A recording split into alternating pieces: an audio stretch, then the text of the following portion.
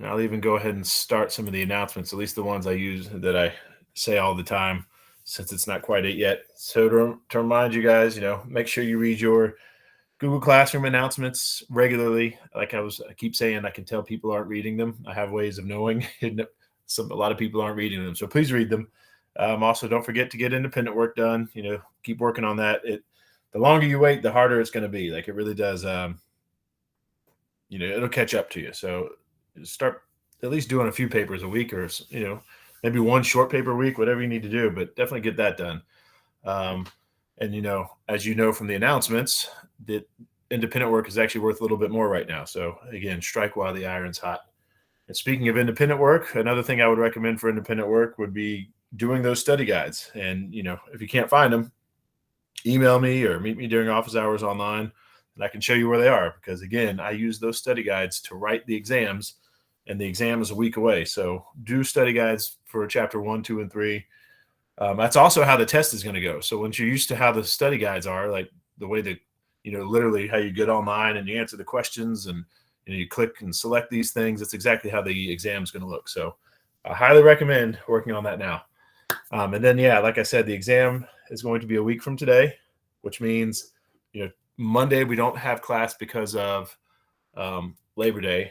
Wednesday, we're either going to finish up chapter 3, or if we finish up chapter 3 today, we're going to start chapter 5. And yes, we're skipping chapter 4. But either way, regardless of what we do on Wednesday, the exam is going to cover chapters 1, 2, and 3 and nothing else. So any questions so far about exams or study guides or independent work?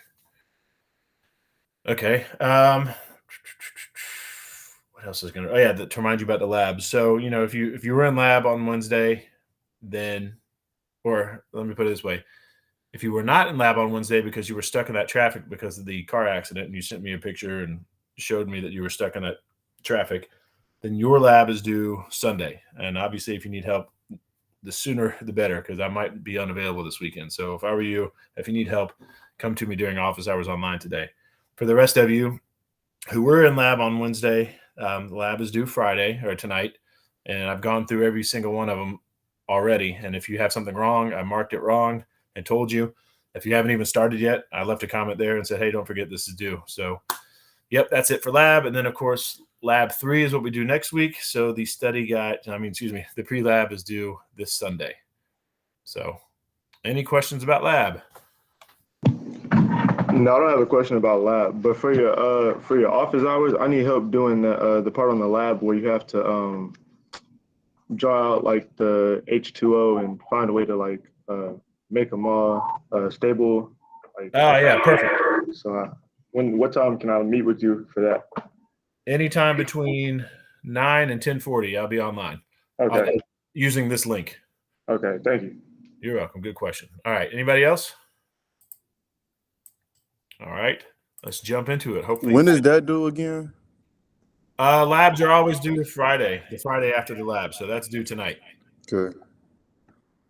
All right. Let me pull up where we are in chapter 3. Current slideshow. Here we go. Can someone confirm to me you can see the PowerPoint? Yeah, we can see it. Perfect. Thanks. All right. So we've finished off talking about fats, right? So lipids themselves are broken down. Well, let me back up even more. Overall, we're talking about large biological molecules, which are broken down into 4 categories: carbs, lipids, proteins, and nucleic acids. We've already finished discussing the carbohydrates. Yesterday, we started discussing lipids, and lipids themselves are broken down into 2 subcategories, at least in this course, and they are fats and steroids. We just finished talking about fats. So let's start talking about steroids. You guys are probably already familiar with steroids. Even though they are lipids, they are different from fats because they have different structures and, go figure, different functions as well because they have that different structure. Now, you don't need to memorize this, but for steroids, it has a skeleton of 4 fused carbon rings. So you can see right here, 1, 2, 3, 4, right? 4 fused carbon rings. Every steroid is going to have this basic shape, this basic structure. Now, it will be different with the functional groups and the things coming off of it, but this is the steroid skeleton. So again, you don't need to necessarily memorize this, But if anything, if I were to show you this picture and say, is this a carbohydrate? Is this a protein? Is this a lipid? Is it or more specifically, is it a steroid? And then you should be able to recognize and say, oh yeah, that's a steroid. So any questions about this picture or this slide? All right. Let's talk about one of the big ones, one of the most, I guess you could say important steroids. Sure, we'll say important. And that is cholesterol. And you need to know about cholesterol. Cholesterol is the key component of cell membranes. And more importantly, as far as the exam is concerned, anyway, cholesterol is the base steroid, meaning this is the steroid that's used to produce the other steroids. See, right? So this is cholesterol right here. And any other steroid, as far as we're concerned, starts from cholesterol, and then some modifications are made. So here we have cholesterol that's been modified to do this. And then we have the same cholesterol that's been modified to make this. Any guesses to what this one is on the left? Any guesses what steroid this might be on the left versus on the right? All right. How about the pictures of the lions? Can anybody tell me the differences between this left lion and the right lion? I guess One's it's male, one's female. Good. Yeah, good. They have the left one's male, the right one's a female. So now that being said, even though I don't expect you to look at this and be like, oh yeah, I know what that is. But given that we have a male on the left and a female on the right, now are there any guesses to what these two steroids might be? For like the male, he has the main, and the female doesn't. Yeah, I'll give you a hint, guys. It's written on the screen right here. You don't have to answer it anymore. Right there it is. So estrogen is made from cholesterol, and so is testosterone. But you don't need to know that for the exam. I was just trying to see what you guys knew about different types of steroids going into it. But yeah, so there we have a male testosterone and female estrogen. But anyway, the important thing as far as the exam is concerned is that you know that cholesterol it's the base steroid. So as far as we're concerned, every steroid starts as cholesterol, and then some changes are made to it. And you can see, like, for example, this part of it was basically lobbed off, right? So it's different whether you're talking about estrogen or testosterone. You can see how it's different. And that's really the only difference. Well, this too, between the two of them. But anyway, obviously this is not a chemistry class or a biochemistry class, so you don't need to recognize those differences. So are any questions about this slide? All right. When people think of steroids, I think usually what they think of when they're not in biology class is this right here. If you take a note, you can give your note-taking hand a rest. I'm not going to ask you any questions about this on the exam, but it is in your textbook, so I figured we'd talk about it. Synthetic anabolic steroids. These are variants of testosterone, and they mimic some of the effects of testosterone. So usually, again, I think, at least me, when I thought of the word steroids and I wasn't in biology class, this is what I think of, right? Athletes who abuse steroids to get a competitive edge, or maybe like right here, of course, it's a kind of a funny picture, but anyway, sometimes, people abusing steroids to get a better physique, but it's not always that. As you can see here, they are actually prescribed. They're used to treat diseases, treat cancer, well, help with cancer treatments, help with AIDS, things like that. But again, like I said, I think most people, or at least me, when I thought of steroids, I would think of steroid abuse, which has its side effects. And that will be on the next slide right here. They are mostly banned due to health hazards and unfairness of artificial advantage. Some of these health hazards include violent mood swings, aka roid rage, depression, liver damage, high cholesterol, which makes sense, right? Because it is made from cholesterol. It's a variant of cholesterol, if you will. Shrunken testicles and reduced sex drive, infertility. If we had more time, I would go into this, but again, it's not going to be on the exam. So, and we're a little bit short on time. So for those two reasons, I'm not going to go into these things, but if you're into it, it's something worth looking into for independent work, right? Specifically, how much would you have to take to get these things? And what are some of the other things, the bad things that happen, so on and so forth. Anyway, that's it for lipids. We finished talking about steroids. Therefore, we are done talking about lipids. And to remind you, when we were talking about lipids, the two different categories we talked about were fats and steroids. And that was it for lipids. So any questions about lipids? All right, well, buckle up. This is where it gets a little bit more complicated. in my opinion, of the four, the carbs, the lipids, the proteins, and the nucleic acids, I would say the proteins are the most complicated. Carbohydrates are pretty simple. Like I keep saying, you need to know the monomers and the polymers, and it's right in the name for carbohydrates. It's a monosaccharide and a polysaccharide. And you'll see when we get to nucleic acids, it's a nucleotide and a polynucleotide. Very easy stuff. Proteins, they are a little bit more complicated. So let me ask you guys this, though, if anybody feels like answering. When you think of protein and you're not in a biology class, what is the first thing that comes to mind? Like, what do you think of? Maybe if you're thinking about diet, what do you think of when you think of protein? Like a lot of different like variations of meats and stuff like that. Good, yes. That's what I usually think of, too. Meats, well, obviously protein powder. But, yeah, I usually think about meats. And that's going to come back here in a second. But first, let's do a little introduction. Proteins are polymers of amino acids, meaning another way of writing this is amino acids are the monomers, right? Proteins are the polymers of amino acid monomers. So you need to know that for the exam. What is the monomer of a protein? They are called amino acids. So the same way you would string together a bunch of monosaccharides to make a carbohydrate, you would string together a bunch of amino acids to make a protein. So make sure you know that. I might ask you this too. This is a pretty big deal. Your book points out that proteins make up over 50% of the dry weight of most cells. And remember, as you need to know for the exam, cells are 70 to 95% water, right? So if you were to remove the water, what we're saying here is that cells, other than water, are majority protein. So that's got to tell you, even though you guys aren't chemists, you're not biologists, that alone should tell you that proteins must be very important if there's a bunch of them in your cells, right? That should mean something. And on that note, they are needed in almost everything cells do, and they are the most sophisticated molecule in our bodies. But for the exam, these are the two main bullet points that you need to know. Proteins are the polymers of amino acid monomers, and they make up over 50% of the dry weight of cells. Now you'll notice too, I haven't given you the polymer name yet. I will.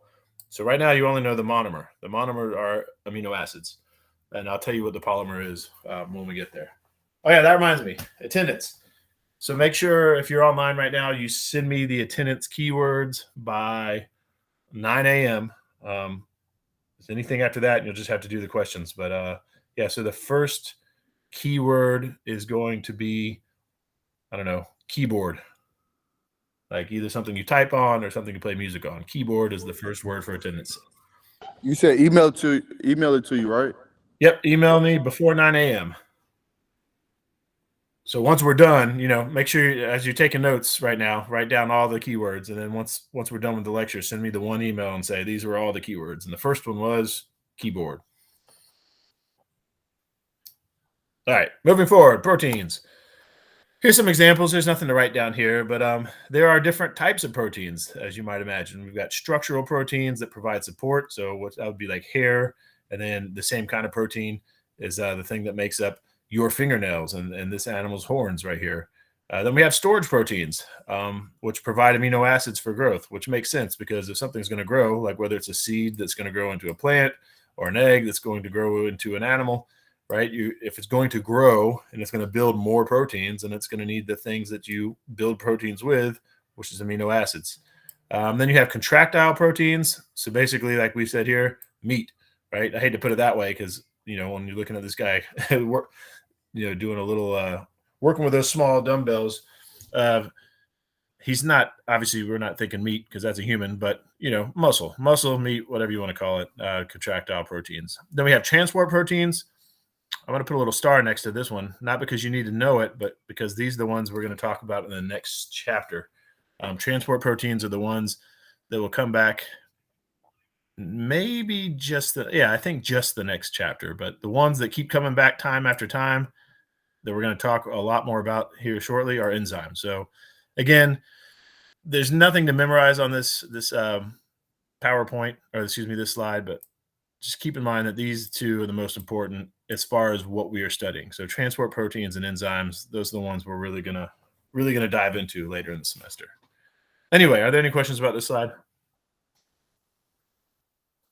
Okay, let's jump into it. Before we even get into a good bit of detail, first we need to talk more about the monomers. And you already know, again, that the monomers are called amino acids. You already know that. I just told you, and you need to know that for the exam. But let's talk more about them. First of all, you need to know this.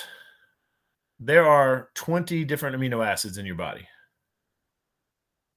So I didn't get specific with carbohydrates. I just said that, the monomer of a carbohydrate is a monosaccharide. And I did give you some examples. I told you that there was glucose and maltose and lactose and fructose. I told you all that, but then I said you didn't need to know all the different ones.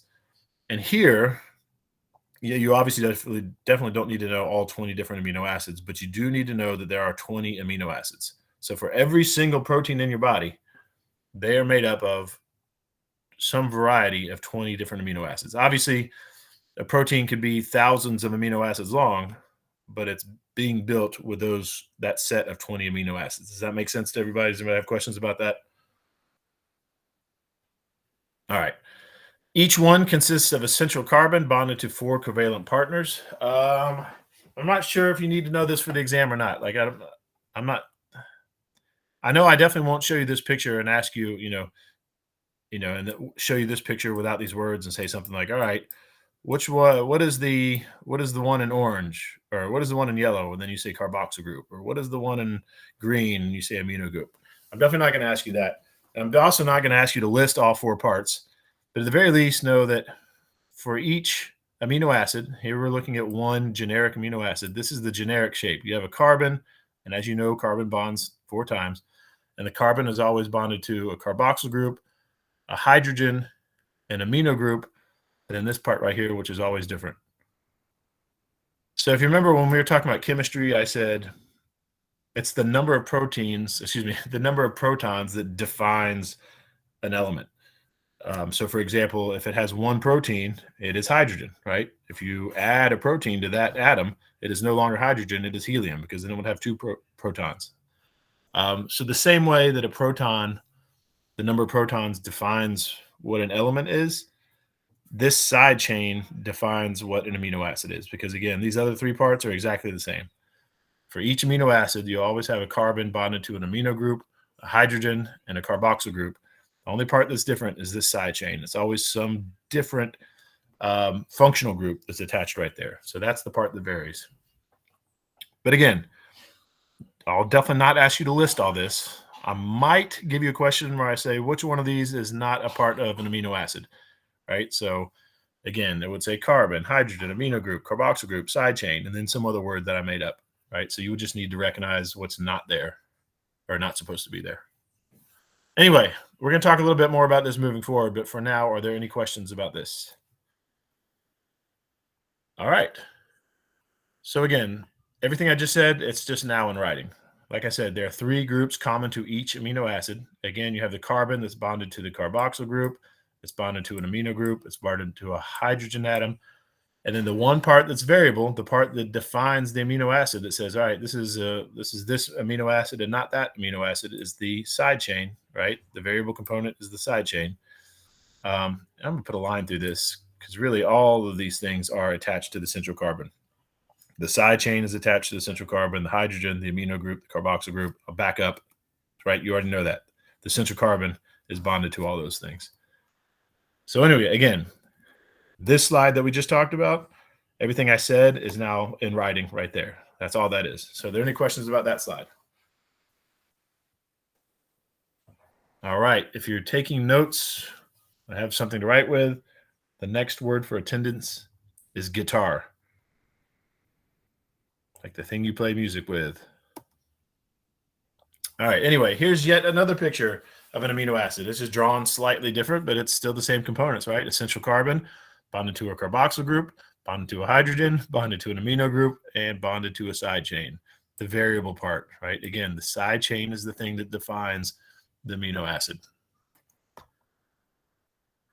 So, as I've already kind of mentioned, each unique side chain gives the amino acid its special chemical properties, right? It's the thing that makes, I don't know, tryptophan different than serine. Not that you need to know that those specific examples, but yeah, again, that's the thing that defines it. That's what makes them all slightly different from each other. So here's some examples. Again, each amino acid, 3 parts are the same. It's a carbon bonded to the carboxyl group, the amino group, and the hydrogen, right? Carbon bonded to the carboxyl group, the amino group, and the hydrogen. The only part that's different that defines it is the side chain. So if you look at this, leucine and serine, first of all, let me tell you this. These are just examples. I'm not going to show you this picture, these pictures on the exam and say which one's leucine and which one's serine. These are just examples. But again, as we all know, you guys aren't chemists, but you do know at least there's relationship between structure and function. And if you remember when we talked about even unsaturated versus saturated fat, I showed you like how some of like an unsaturated fat kind of looked like that, right? It had straight lines, while a saturated fat had the straight lines, while an unsaturated fat might have like, it might have lines that have bends in them, right? So as you knew, you could just see that this kind of thing would be easier to stack than this, right? You're not a chemist. You could just see they have different shapes. Therefore, they're going to fit into things differently. This is also a good example of this, right? This leucine is bigger than the serine. It's got a larger triangular shape, and this thing has a more of a square or rectangle shape. And even though you aren't chemists, you can just tell thinking back to kindergarten when you had those little pegs and you put it in the box, right? Little circle shape and the square shape and the star shape, and you put it in little holes in the box. Same thing here. These things have different shapes, so they're going to fit into things differently. And then, as we know from our first discussion about hydrophobic versus hydrophilic, we know that these things don't mix, right? Hydrophobic things do not mix with hydrophilic things. So if they were next to each other on the same string of amino acids, they would repel each other, right? They would go different ways because, again, hydrophobic and hydrophilic don't mix. Meanwhile, if this leucine were to come in contact with another hydrophobic side chain, they would be attracted to each other. And meanwhile, if this serine came into contact with another hydrophobic chain, they would be attracted to each other because hydrophobic things attract each other. Hydrophilic things attract each other. Hydrophobic things attract each other, and hydrophobic and hydrophilic repel each other. So any questions about that?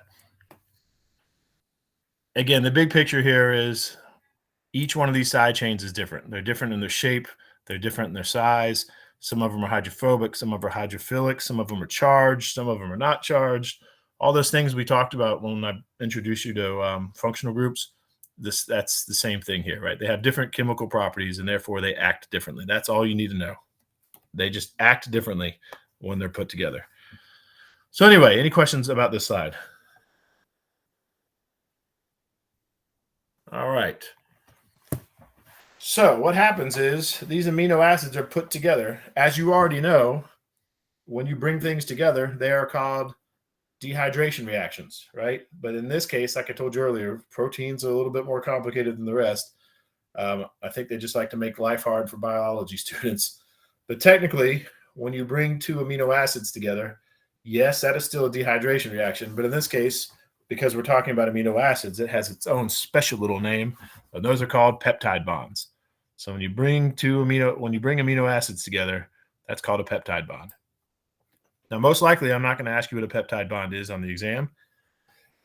I guess the only reason it would be important for you to know what it is because I might use that word. And when I use that word in a lecture, you need to know what it is, right? So again, when you bring amino acids together, that is called a peptide bond. Another reason you might want to know that, even though I probably won't ask it on the exam, is that will help you remember the name of the polymer. Because I already told you that the monomers are the amino acids. And now you know that that is the polymer. That looks like garbage. Sorry. The polymer are polypeptides. So again, the same way for carbohydrates. Remember, the carbohydrate monomer is monosaccharide. The carbohydrate polymer is polysaccharides. So for proteins, the monomer is amino acid and the polymer is polypeptides. And there might be a question like that on the exam. Like it might say something like that you may have seen on the SAT where, monosaccharide is to polysaccharide as amino acid is to what? And the answer would be polypeptide. So you need to understand definitely the monomers and the polymers of these things. So any questions about this bullet point right here? It's a very important bullet point. All right. So like I said, protein's a little bit more complicated. Here's where it gets even more complicated. A functional protein is one or more chains of twisted, folded, and coiled polypeptides that are in a unique shape. So what I mean by that is if you just have a bunch of amino acids strung together in a chain, that's a polypeptide. It's not considered a protein until it hits the certain shape that it needs, until it's in the certain shape that it needs to be in. So for example, can someone tell me what this picture is? What is this a picture of? Somebody should guess. I mean, I know it's a little bit hard to guess. I mean, I don't know specifically, but there's a few things that it could be. How about that? There's a few things this could be. What? Is it yarn or something knitted?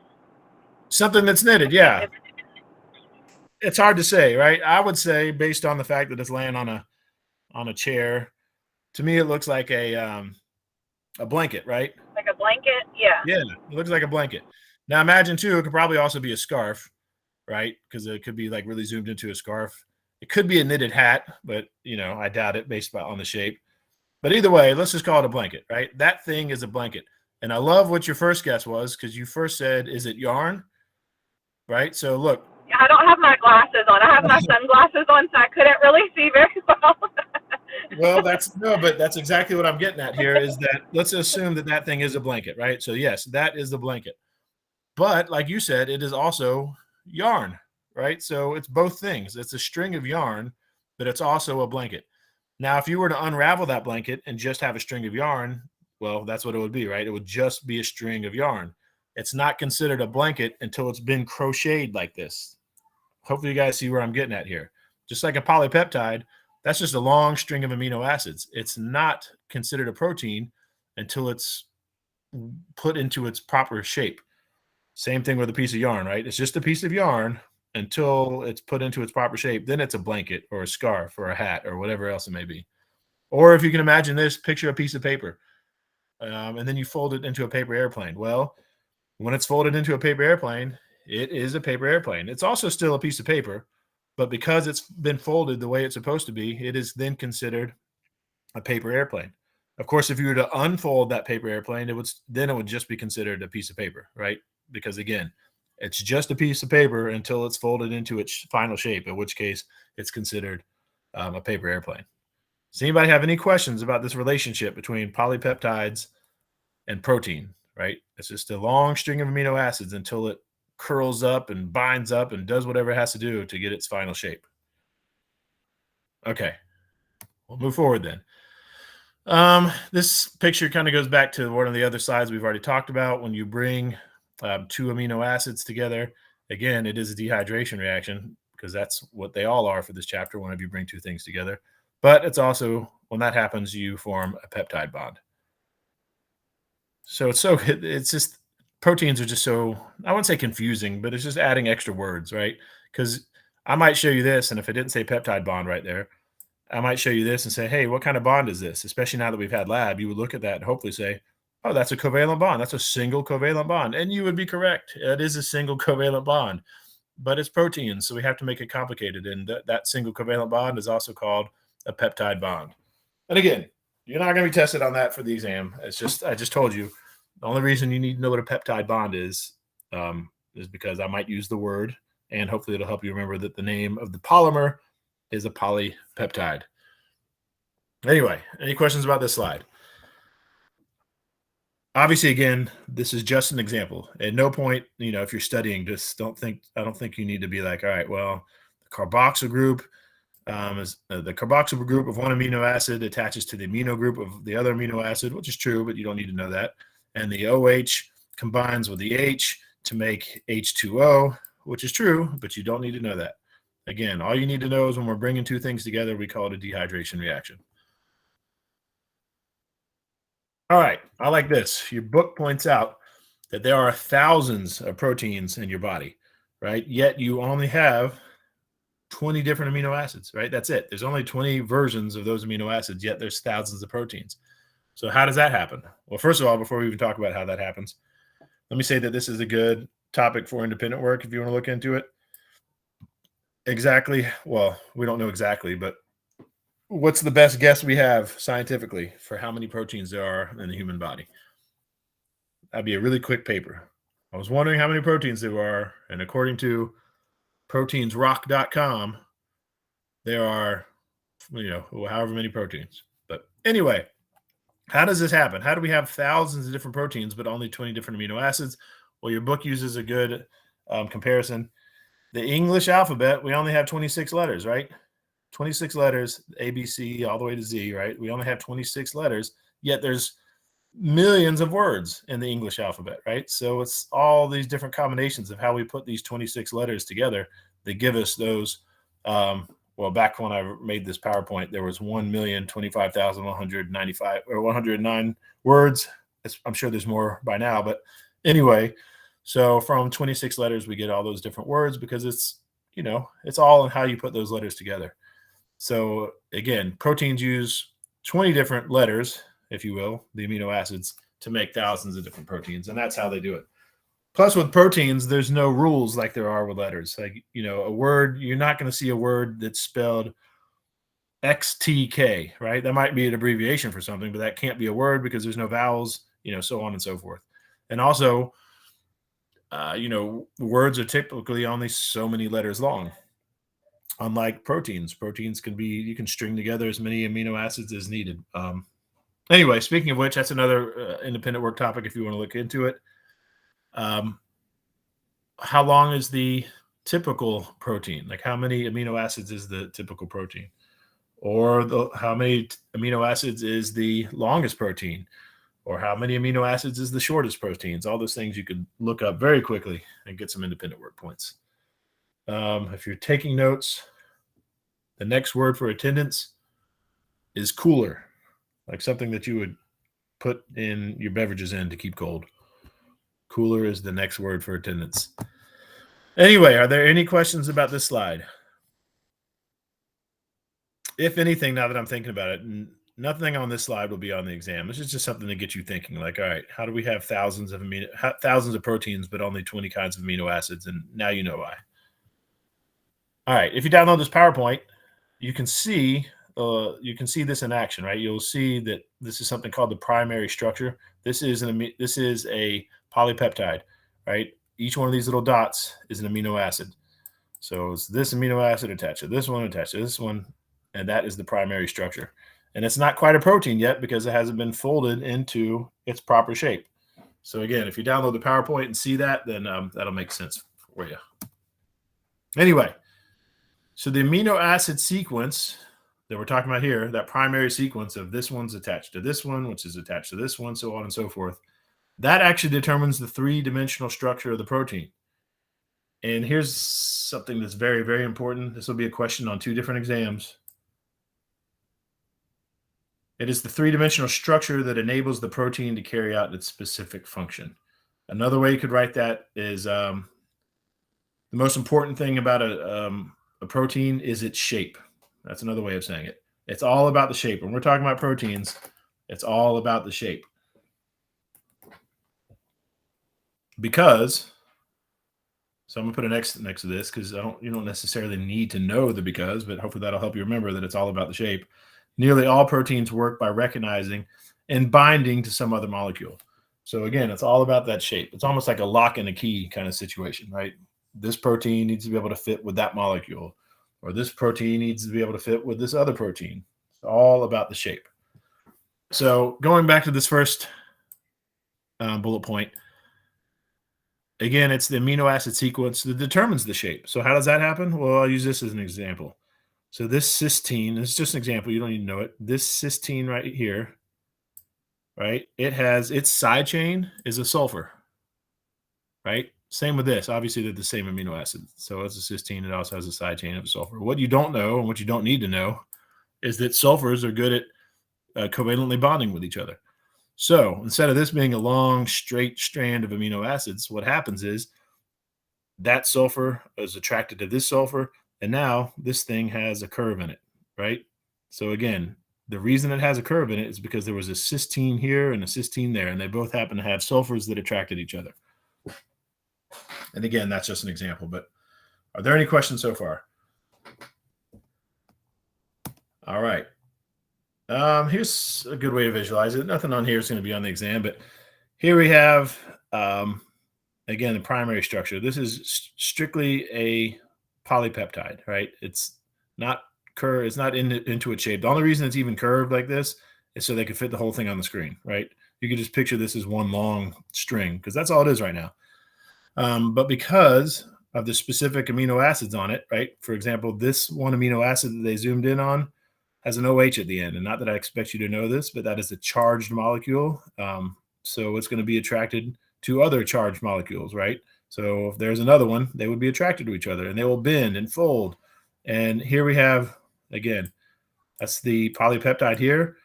And then here on the right is the protein that's made from that polypeptide. And of course, as usual, you can see there's different ways of looking at it. You might say that the one on the top looks very different than the one on the bottom. And you're correct. They look different, especially to a layman's eyes, but they're the same thing, just drawn, represented different ways. Anyway, as usual, that's just an example. There's nothing to study on that picture. So any questions so far? All right. So obviously, if it's the amino acid sequence that is responsible for the overall shape, right, that three-dimensional shape, then obviously if you make a slight change in the amino acid sequence, then you're going to affect its shape. Therefore, you're going to affect its ability to function because, again, it's that structure function thing. I'll show you a picture on the next slide about hemoglobin, right? If you change just one thing about hemoglobin, then you get something called sickle cell disease. And we'll talk about that here in a second. But before we do, we'll look at this as an example. Not that I expect you to know any of this, the alpha helix or the beta sheet. You don't need to know that. Point here is, you can see this thing has a shape. You can almost imagine what it looks like, right? Almost like a pleated piece of paper. And part of what's keeping it together is the fact that there's hydrogen bonds between the hydrogen there and the oxygen there. So if you were to change it up, if you were to change that up and maybe have something different than the oxygen, maybe another hydrogen, right? Then they wouldn't be attracted to each other. And then they wouldn't be bonded together. And then you would lose that shape. And once you lose the shape, you lose the structure, once you lose your structure or the shape, you lose the function. But here's a better example. And I'm not going to test you on this, but this is important because it's going to come up later in the semester, this idea of hemoglobin and sickle cell disease. So here we have up top is a normal amino acid sequence. So this polypeptide is normal. If you do not have sickle cell disease and you were to look this up, this is what the amino acid sequence looks like for your hemoglobin, right? So because it's normal, it folds normally into this normal peptide, this normal protein, if you will. And then it goes inside your blood cells and you have a normal shaped blood cell. And because it has a normal shape, it also functions normally. But here we have the amino acid sequence of somebody who has sickle cell. And it's completely the same other than this one amino acid. So they changed the one amino acid out, or not they, your body has changed the one amino acid. And because of that, you can see these proteins look different, right? It's not very different, but slightly different. And then because they have a slightly different protein shape, then you have a very different blood shape, red blood cell shape. And like I said, since chapter 1, it's all about structure and function. So this is a normal shaped blood cell. So it functions normally. This is a sickle shaped blood cell. So it does not function normally, right? That's a whole disease. And we'll talk about the diagnosis of that disease later. But for now, it's just a good example of how if you change one amino acid, then you can change the entire shape. And as I keep saying, the shape is the most important thing for a protein. So if you change the shape, you change the function. So any questions about this slide? All right. So everything I just said is now just put it here in writing, right? So one difference to the entire thing is enough to cause it to fold into a different shape, which then alters the function. And that if you alter the function, then you could cause a disease. And in that case, the one we just looked at was sickle cell disease. It's associated with many diseases. You don't need to know this, but it's just part of the conversation, including severe nervous system disorders called prions. Let's talk about those really quickly. A prion, and you might need to know this for the exam. If anything, like if you're taking notes, what you need to know for the exam, you could put prion equals misfolded protein equals disease, right? And I'm going to be a little bit more specific, and you can see how, like, here we have this one misfolded protein, and then once it comes in contact with another regular protein, then that one becomes misfolded, and then they come in contact with another regular one, and it becomes misfolded. So that's how it spreads in your brain.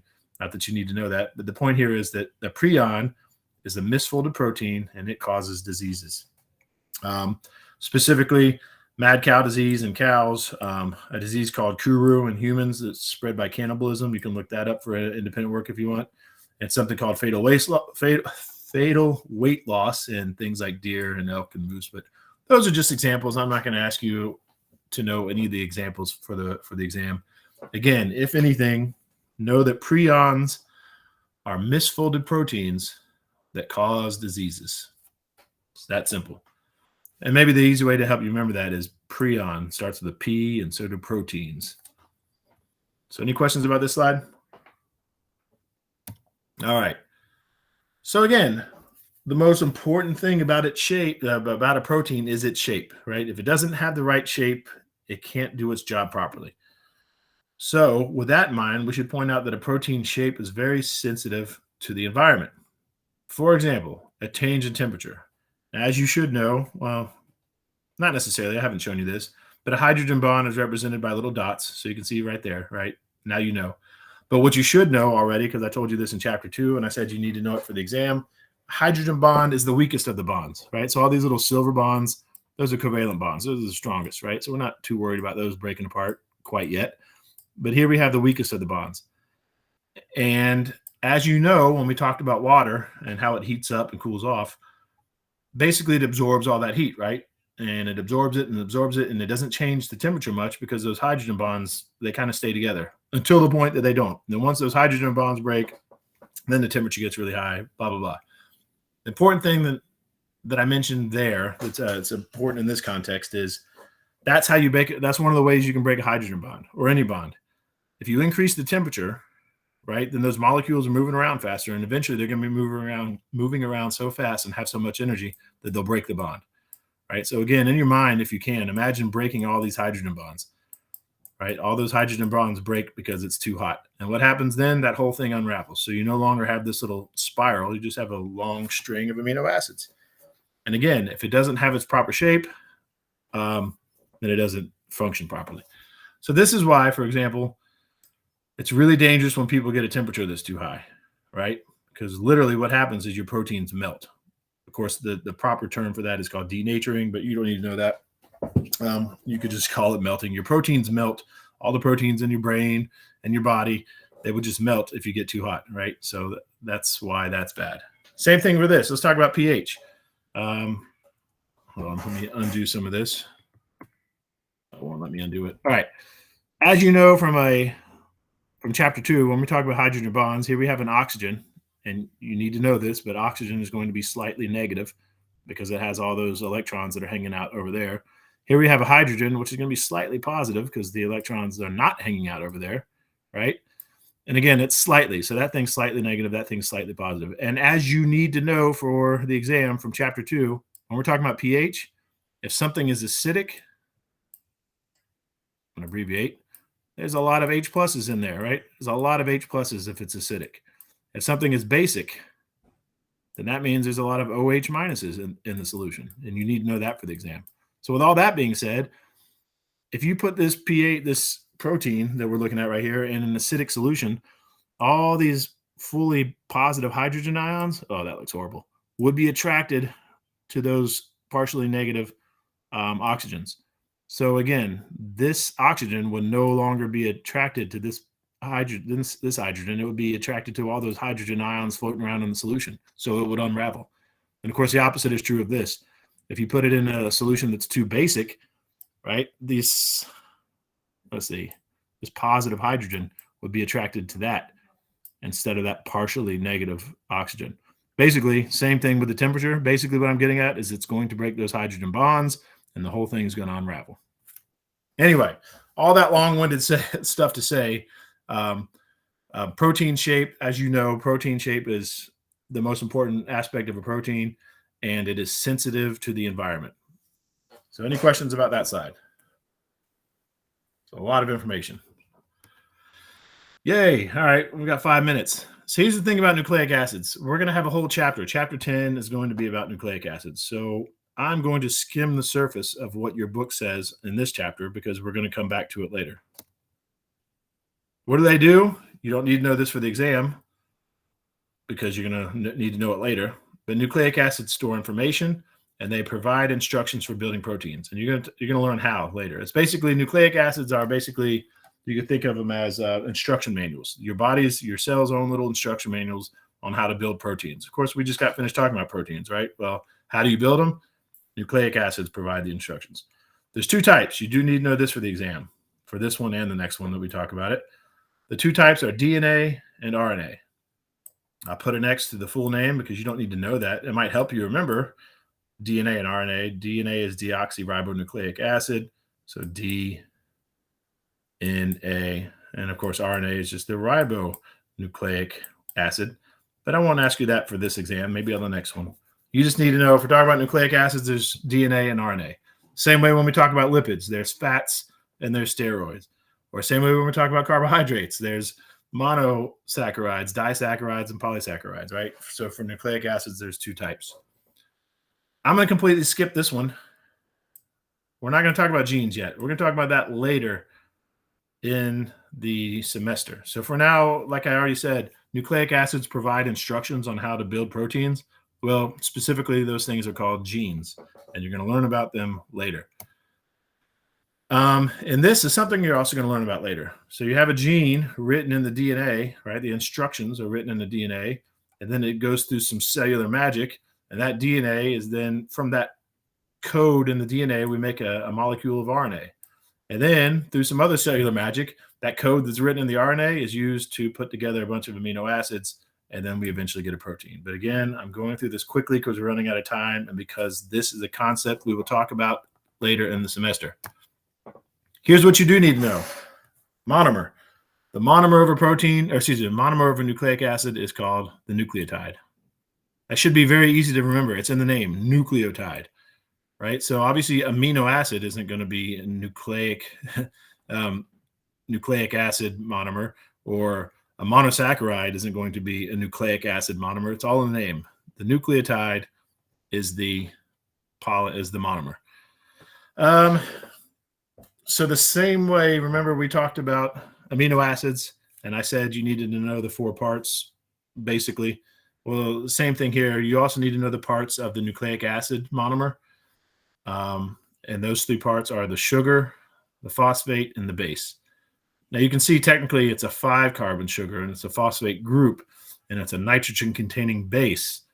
But if you're making flashcards, it would suffice if you just put 3 parts of a nucleotide, sugar, phosphate, base.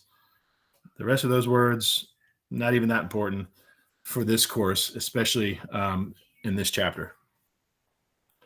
So are there any questions about this slide?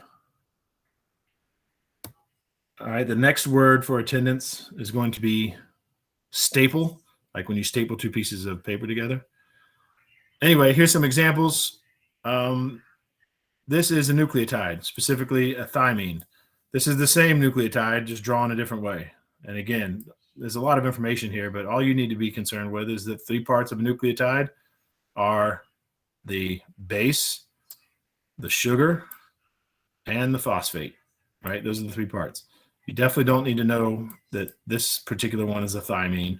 You certainly don't need to memorize this complicated structure or even this structure, right? I'm not going to show you a picture of it and say which one's the phosphate, which one's the base, which one's the sugar. Just know that those are the 3 parts of a nucleic acid. All right. Shoot. All right. So Wednesday, when we come back Wednesday, remember we don't have class on Monday because it's Labor Day. When we come back on Wednesday, what we're going to do is finish up chapter 3, and then we'll jump into chapter 5. And then again, the exam is going to be Friday, and it's going to cover chapters 1, 2, and 3. So the last word for attendance, even though I just gave you one. Now, you know what? Yeah, I won't do the last one. So if you need me for office hours, I will be on right here. Matter of fact, I'm not even going to log out. So if you need me, just stand by. Let me get out of this. I'm going to stop recording. And that's it. Hope you guys have a good Labor Day weekend.